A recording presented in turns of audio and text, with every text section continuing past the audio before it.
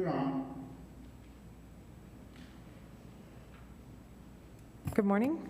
Welcome to the Animal Services Center Board of Directors.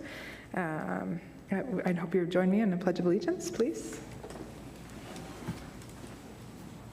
Pledge allegiance to the flag of the United States of America and to the republic for which it stands, one nation, under God, indivisible, with liberty and justice for all.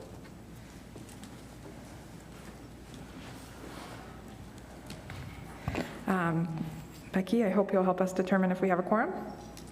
Absolutely. Board Member Ward? Present. Board Member Enriquez? Here. Board Member Macias? Present. Yvonne Flores is absent. Lynn Ellens is absent. Board Member Gandara? Here. Board Member Sanchez? Here. Chair Corran? Here. Yes, we have a quorum. Thank you, Becky.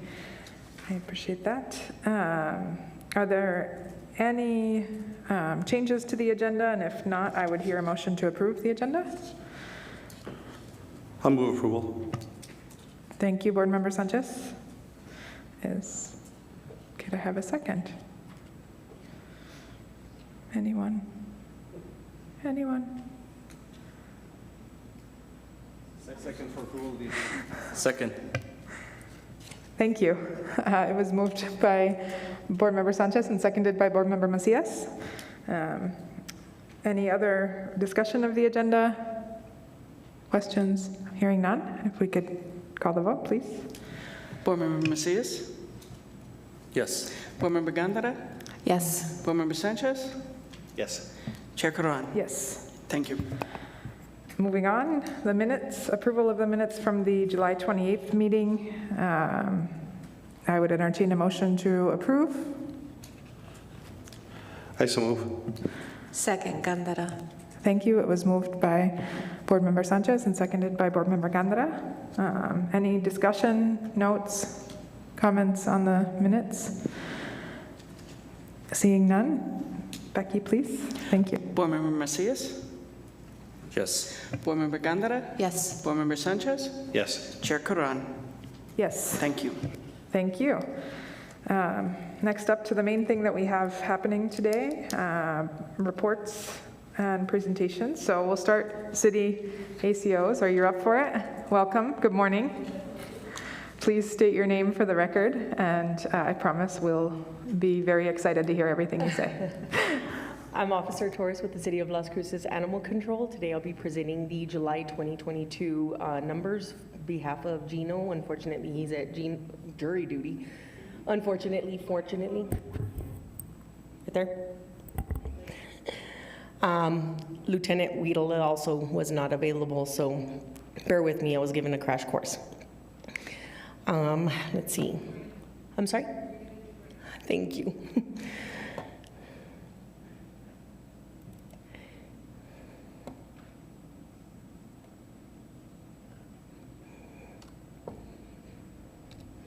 Okay, this is the reported stray animals. We had 467 reported stray animals for July 2022. 245 of those were GOA, gone on arrival. 222 stray animals apprehended. 171 strays impounded at the ASCMV. 123 of those were dogs. 48 were cats. 51 successful field returns, 15 unsuccessful attempted field returns were impounded at the AAC. A total of 66 identifiable stray animals.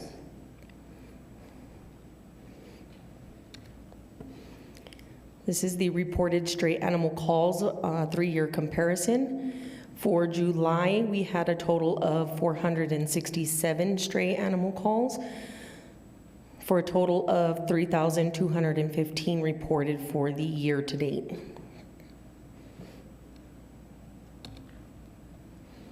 Next up, we have the 3-year field RTO comparison. For July of 2022, we have a total of 51. For the grand total for the year, we have 337 returns.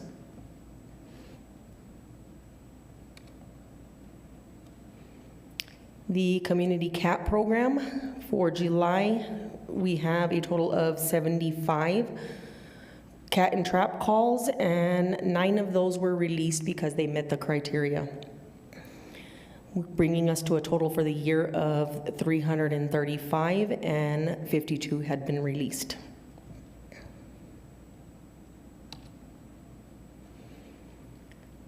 Reasons for owner releasing animals. We have 7 dogs released based on aggression toward people and or other pets. 1 of those were aggression toward a toddler, 1 aggression toward her pups. 7 dogs were released due to owners being unable to care for them. 6 of those dogs were new residents do not allow dogs on the premises. 4 were cats, owner unable to care for. 3 dogs, they kept escaping. 2 dogs released due to old age. 1 was a sick dog, euthanasia request, and 1 was for too many complaints and eviction threatened.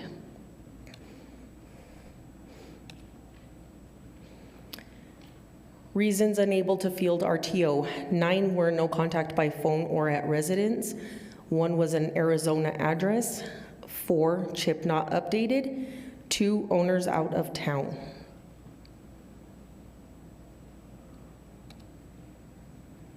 And that concludes the numbers for July of 2022. I will stand for questions. Thank you very much, Officer Torres. Board members? No questions? All She right, did very good job. well. Good job, Officer Torres. Thank you.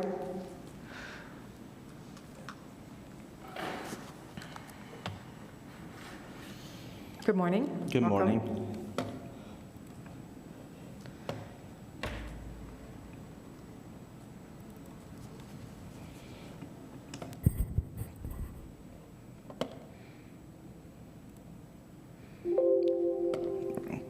I'm Brian Holsey. I'm the caseworker for Doñana County Animal Control. I'm here to present the Doñana County Animal Control July 2022 numbers.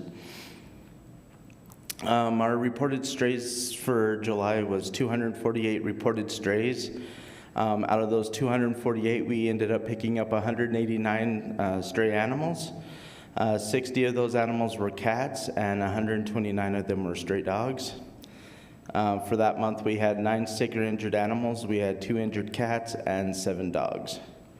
Our owner surrenders for this month was a little higher than normal. We had 22 owner surrenders, and they were all dogs. This is our reported stray animal calls for your comparison. This is our 4-year field return to owner comparison chart. This year for July 2022, we had 22. These are additional animals that were picked up. Again, we had no owner surrendered cats. We had 22 owner surrendered dogs. We had 9 sick or injured animals. We had 7 welfare hold animals, and that's again for if a sheriff's unit picks up someone for a warrant or something like that and they have animals in their vehicles, we come and pick them up and take them as a welfare hold. We had 8 shelter quarantines. We had 4 home quarantines. We had 2 brought in for a case. And then currently we have 5 animals currently waiting for the court systems to decide what we're going to do with those 5 animals at our live court hold facility. And we had 1 rabies submission. This is our districts that we have. And this is broken down for each district, how many cats and dogs that we had for each district.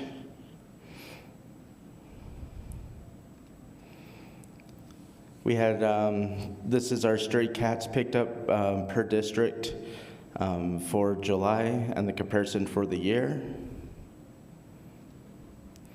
And again, this is the same thing just for the stray dogs for the year.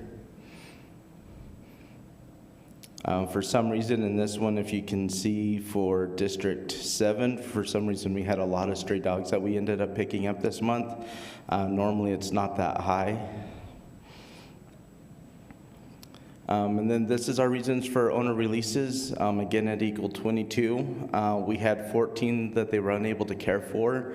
12 of them were all picked up together. They were puppies that were from the same litter, so that's why it was so high this month. We had 1 vicious or livestock attack. We had 1 sick or injured. We had 4 that the landlord just didn't allow them to have the animals there with them, and we had 2 for bites. And that's the end of the presentation. Stand for any questions.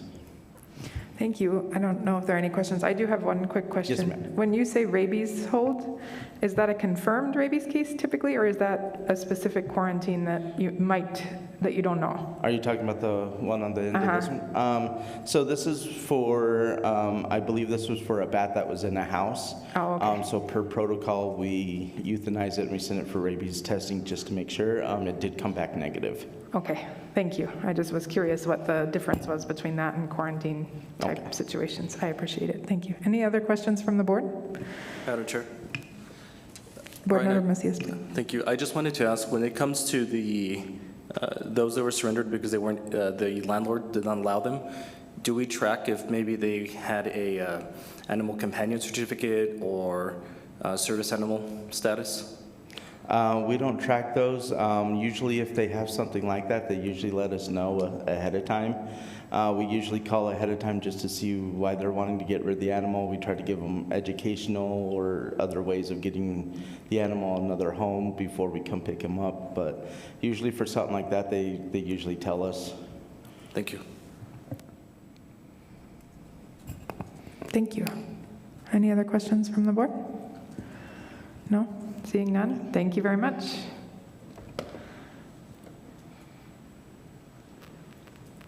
Good morning, Clint. Good morning, Board, Madam Chair. Clint Thacker, I'm not the Assistant Director, I'm the Director. Director at Animal Service Center, Mesilla Valley.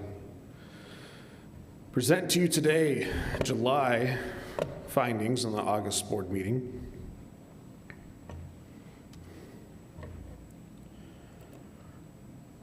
So currently at the center, as of yesterday, 480 animals there, 387 dogs, 92 cats.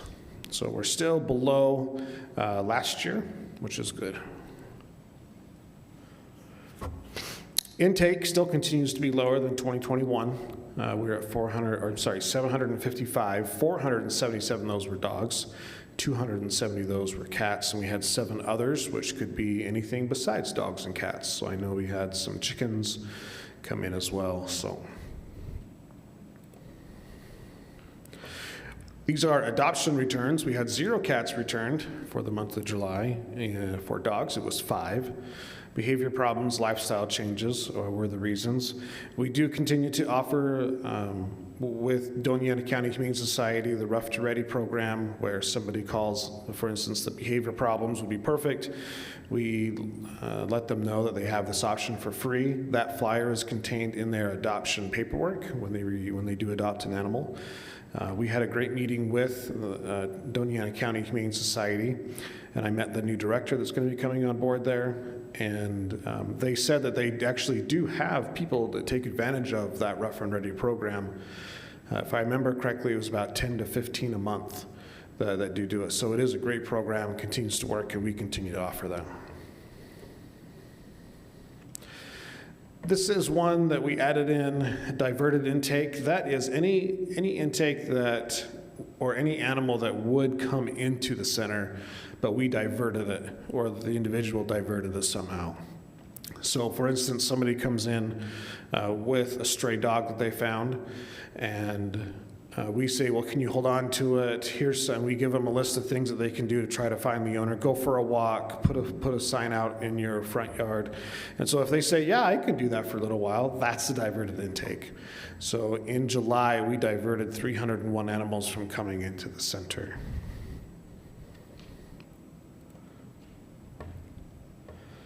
Here's our outcomes. We ended with a live release rate, which is the number of animals or the percentage of animals that leave the center alive. In July, that's 76.3%, higher than 2021, but a little bit lower than 2020. The one that I wanted to point out the most is that rescued, 19.5%. It's far below the 28 and even the 39 that was in 2020. As we're experiencing, our rescues are the same wherever we ask, we're full, we're full, we're full. And we can see that from the big numbers of the years previous. So the inventory is all out there. We continue to push as much as we can. And here are our transfers. Again, our local ones continue to help us out so much. Action Program for Animals, or APA as it's known for, 25 cats, most of those kittens. Kittens put a huge burden on individuals' rescues because of the high maintenance that they are. So I appreciate them doing that. Cherished Canine, 14 dogs, took from us. Front Range Food and Rescue, 30 cats. So it just goes on and on. We thank them so very much. All of our rescues, 147 was the total.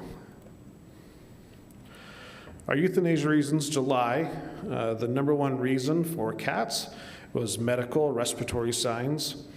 And for dogs, the #1 reason was medical parvo non-treatment. That means they came in with the signs or showed the clinical signs of parvo, and at that time we had no room or to be able to treat the animal.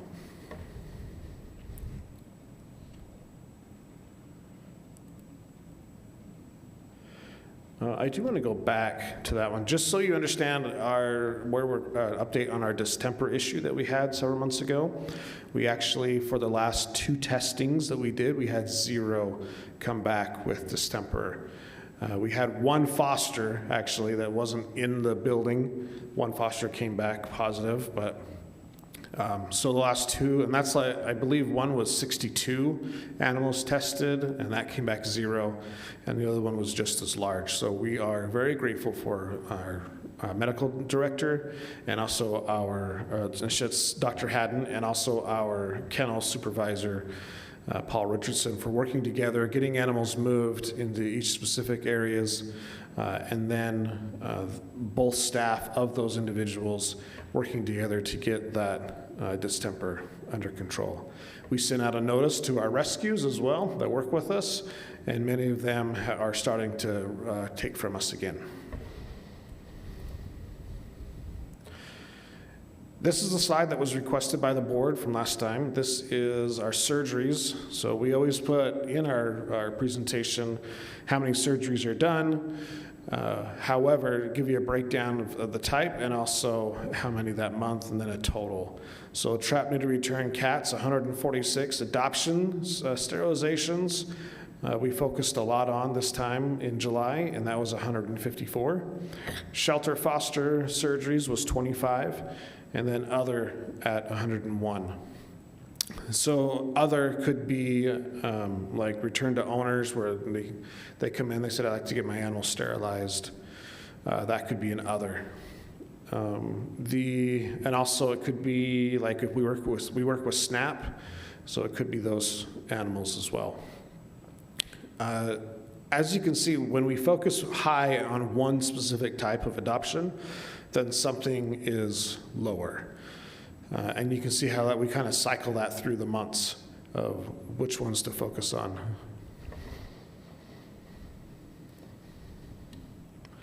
Our visitors actually skyrocketed this coming time. This is individual, 2,115 into the center. We contribute that to the great press that we received in July, also our great presence on Facebook. And you're going to see Facebook was also at an all-time high as well. Adoption appointments, we had 123 adoptions via appointments. 123 appointments in July, and 84 resulted in adoptions. So that's 64%. So people continue to make and keep appointments, and then adoptions are a direct result from that. Now that 64% is important because when we look at the walk-in adoptions, we had 383 groups walk in, and they specifically selected adoption on the sign-in form. And of those, 25% actually ended up in adoptions. So appointments is still a much more higher percentage because people are there for the purpose of and look at it. But we continue to do the hybrid of both adoptions or walk-in adoptions and appointment adoptions.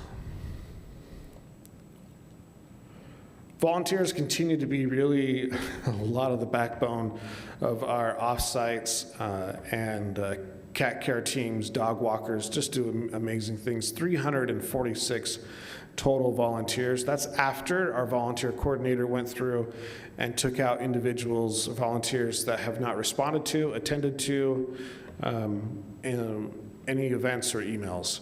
She also sent out an email right before she was going to do that and no response, so that is a cleaned up number. Total hours was a staggering 672 hours total for the month of July. Our webpage views was the highest we've ever had at 44,594. We contribute a lot of this to the announcements that we put on, and same thing with Facebook. We started the announcements for our drive-through clinic in the end of July. And here's our Facebook views. As you can see, is just astronomical, 4,473. And again, between the press that we received in July and then also announcing our our drive-through clinic really drove those numbers up. And speaking of our drive-through clinic, this was actually in August, so I'm gonna move forward a month on you. But I was just so excited, I wanted to tell you that it was a huge success. 583 rabies vaccines. This is all in one day. 534 DHPP vaccines, that's the distemper, parvo. 185 Bortella, 80 feline vaccines, and 292 microchips were done in one day. This is an astronomical capability of my coworkers. It is so much work to put one of these on. Special kudos to our rescue coordinator, Liz Seeley, and also others that were involved. We like to do at least 4 in a year, and we're going to be doing another one before the end of the year. But I have to give my coworkers some time to kind of forget how much work it was. I did bring with us totals of. I want to read these to you of ever since we started doing these. So the first one we did was in June of 2019, and then ending with this one that was in August 6th. We've done 2,794 DHPP vaccines, 1,426 Bordetella, 422 FVRCP, or that's feline vaccines, 3,346 rabies vaccines, 1,708 microchips. So not including the microchips, the total amount of vaccines that we've done, 7,990 since 2019. And that's our presentation. I stand for any questions you may have. Thank you very much, Clint. That's great. Thank you so much too to you and the staff for doing those. I saw countless happy customers on social media talking about how great the event was. So really kudos to you and your team for making that happen. So thank you. Thank you. Other questions from members of the board? No? Seeing none? Thank you very much, Clint. I appreciate that. Next up, we have reports of committees, which I just lost my screen. I think Finance, thank you. Yes, Finance Committee is up first, so Board Member Enriquez, please. Good morning, Chair and board members. Yeah, we met last Thursday. We did have a Finance Committee meeting. A lot of members from budget and finance staff were there, and we're able to offer some of the resources available to Mr. Thacker and his management analysts so that we can fine-tune some of the line items that need to be addressed, and also some vacancies. So it was a good, productive meeting. A lot of questions that were answered. And then today we have Armando that will be providing the financial report. Thank you. Thank you very much. Armando, please. Thank you, Chair. My name is Armando Lerma, accountant with the Finance Department, and I'll be presenting the unaudited financials for the period ending July 2022. Okay, so we'll get started with the statement of net position. For the period July 2022, we had a cash balance of $1,294,864, a receivables balance of $5,200, which is our total assets of $1,300,064. For our liabilities, we had balance of $56,481 and revenue collected in advance of $280,773, which left us an unassigned fund balance of $962,810. Okay, next we have our statement, our change in net position. So total revenues for the period were $719,813.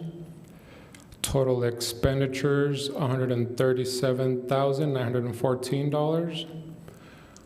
So that was a total positive net change of $581,899.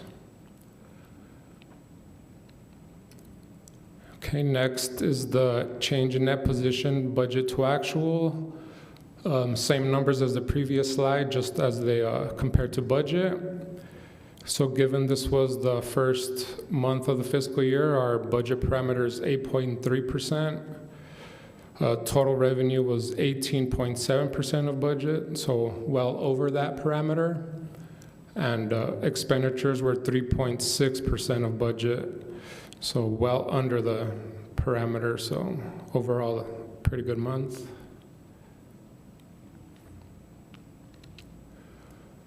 Next is the line graph. Given it's just the first month of the fiscal year, there's nothing else to compare it to. It's just the same numbers. Okay, next is a percentage of total expenditures. So total expenditures for the year are $137,914. Of that, 60% was salary, 21% benefits, 1% repairs and maintenance, 1% insurance, 1% other, and 14% services.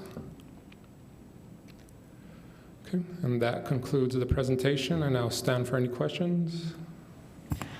Thank you, Mr. Lerma. Any questions from the board? No? Thank you very much. Thank you. Thank you, Board Member Enriquez.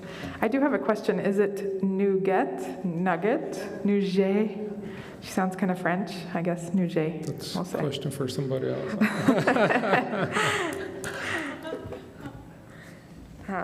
Nouget sounds fancy, so we'll call her that. All right, thank you. Next up, the Executive Committee. I did meet with Clint on August 2nd. We talked about sort of planning for upcoming months, what's sort of on the agenda for the old shelter, and thinking about some sort of strategic planning that we might do collectively as a board together with Clint in the near future. So have that on your radar, and I appreciate Clint for, I think, looking forward, and we'll figure out some of the details and make that happen this fall to sort of make sure that we have a plan for the opening and continued sort of expansion or change services that might come with the new building too. So thank you, Clint, for having that conversation, and that's it for the Executive Committee. Next up, I think, facilities. Yes, thank you. We did meet. I'm going to ask Clint to come up. I know there's always changes, but overall, we speak to the facility currently, the population of the animals, any concerns that we have on the building. I know there were a couple, and then the new building. So since we meet so early, that first Thursday of the month, things change quite a bit through the month, so Clint, I'm going to put you on the spot. You are too. I'm gonna have to think back. So I know one of the things we talked about was electricity issues in one of the kennel. None of the plugs worked, but we were able to have the city of Las Cruces came in and fix that. So we have outlets that are working now in that kennel area. We have developed, with all the rain, we have developed a leak in our roof over one of the kennels. We thought it was initially condensation coming down the pipe from the HVAC unit, but we think it's more of the rainwater because that's usually when it happens. So we have the city of Las Cruces called on that to come and check it out. Interesting enough, I put on my calendar when the 2-year warranty expires on the roof because it was just completed 2 years ago, and it was a week and a half ago is when it expired. So that's just the way things go, right? I can also inform you that the new building is moving along really well. I was in there yesterday and I did a live Facebook for everybody to see. They've painted in the back portion of the center. Those are going on, and then there's still some mudding to be completed in the front portion where like the lobby and some of the cat rooms. They are saying it's about 86% completed, and we're still on for a December 2022 completion date. For the positions, we hired 7 individuals in the kennel area, and I believe 3 in the front. Thank you. Bernice just told me that there's 3 individuals in the front that were brought online. So we're excited to have those individuals. The good news about that means is that we were able to discontinue use of the temporary workers that we were paying for that made up that workforce while we were doing that.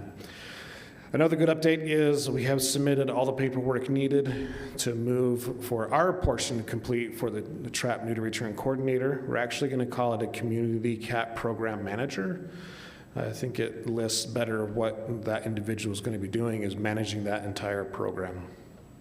So that is submitted to Human Resources. I not only sent it to our Human Resources rep, but also I tagged Human Resource Director on it, and also Eric on it, and our chair on it. And so they all know that where it is, so we'll follow up and continue to be there. The positions that were approved, we're still working on getting position numbers, all those things that need to be gotten, and submit that so we can start recruiting for those other positions as well. But overall, things are really good. I was a little worried with all that water. We're going to find out more issues, but the place seems to be really well sealed up. And thank you to our building supervisor. He is very thorough in what he does. Thank you, Clint. That concludes our facilities report. Thank you. All right, thank you. Are there any questions or? Madam Chair. Board Member Macias, please. Clinton, with regard to the useful life of the current facility, we saw noted in the last meeting, the potential for rehabbing. And I was just wondering if there was consideration for, where is it in its useful life versus rehab versus knockdown? Portions of it are brand new. The front lobby is brand new. It was completed, I believe, about 3 years ago.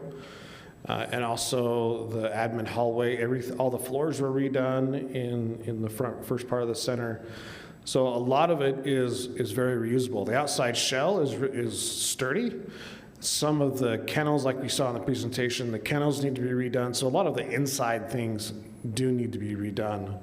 And I'm glad you reminded me of that. I forgot to also update on the committee report that the county was kind enough to guide me on the ICIP process. And so we were able to get that project that I set up, just the first. We broke it up into 3 zones or 3 areas, and so we were able to get the first area, and that was the biggest one, over $5 million we requested, and to get that on the ICIP for legislative funding. And Michelle, I can't remember her last name, with the county, Blackwell, yes, she called me personally. We hammered out a lot of the questions. And so we're looking forward to see how that moves forward as well. Thank Now you. the process of contacting legislators, bringing them in, showing, what the project is and why we need it starts. Board Member Macias, did you? Nothing further, thank you. All right. Thank you, Clint. Thank you. Any other questions? No? Hearing none. Thank you, Clint. I think you're good. We're now moving on to the public input component, and I don't know that there are any people from the public here, as far as I can tell, this morning to give that. So, seeing none, just last call. Anyone feels like giving input? Staff? No? Okay. Seeing no public input, we're on to chair and board comments, and so I'll start at the end with Board Member Ward, please. And I just want to say we are slowly filling our animal control positions that I'm excited about. As of right now, we have one position open that we're looking at getting close to filling, and that would mean we'll have a full house. We've kind of got creative and contracted out. So, yeah, we're moving forward. That's all I have. thank you. Board Member Enriquez? Nothing, thank you. Thank you. Board Member Macias? Nothing at this time, thank you. Thank you. Board Member Gandara? Nothing at this time, thank you. Board Member Sanchez, please. Nothing at this time as well. Thank you very much. I will just give a few quick comments related to a number of things that I've been seeing happening at the shelter. I really appreciate, Clint, you including the new data related to the surgeries, and I really just want to thank you for it's an overwhelming task, and I really appreciate you transparently sharing your decision-making processes and how you kind of prioritize things and the pressures that the externalities that you're really weighing and how you make those work for the shelter and the community. And so I just really want to thank you and your staff for doing that on an ongoing basis. So thank you both, and to the folks there. Because I get the reports, the daily reports, and I see how many animals are coming in, and that's an extraordinary and sad situation. So I appreciate you doing the best that you possibly can in those conditions. All right, hearing none, then I would entertain a motion to adjourn. So move, Gandara. Second. It was moved by Board Member Gandara, seconded by Board Member Sanchez. Becky, please. Board Member Macias? Yes. Board Member Gandara? Yes. Board Member Sanchez? Yes. Chair Curran? Yes, Thank you. we are adjourned.